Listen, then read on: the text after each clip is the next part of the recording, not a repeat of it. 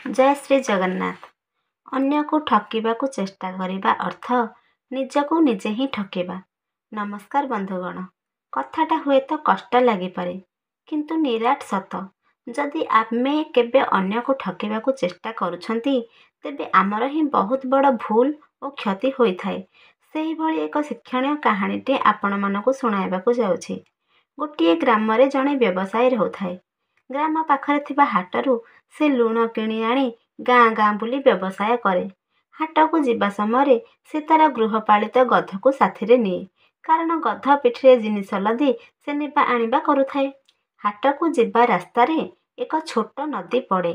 नदी को अतिक्रम करी जिबा आसिबा करिबाकू पड़िथाए। थरे बेपारीटी गध पिठिरे लुण धरी आसुथिबा समयरे नदीरे गधर गोड़ हठात खसीगला आउ से पानी रे पड़ीगला। पानी रे पड़ी जिबा समय पानी रे अनेक लुण मिलई जाई चलीगला। गध पानी रे उठी जेतेबेले चलिबाकू आरंभ कला ताकू बहुत हालुका अनुभव हैला एवं से खूब खुशी रे मथे जिबाकू लागिला।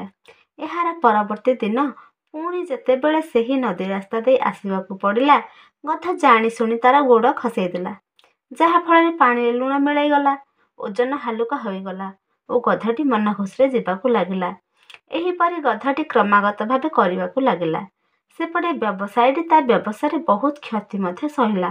तापरे व्यवसायी जनक लक्ष्य कला जे गधटी जानी सुनी तार पाद खसौछि। एहापरि व्यवसायी जनक गध को बुद्धि शिखाइबा पाई सेदिन लुण बदल रे किछि तुला बैग रे भर्ती करिदेला।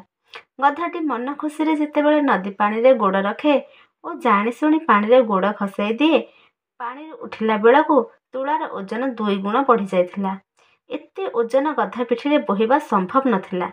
जदि से ठीक रे चालू नथिला तेबे तार मालिक चाबुक रे प्रहार करुथिला।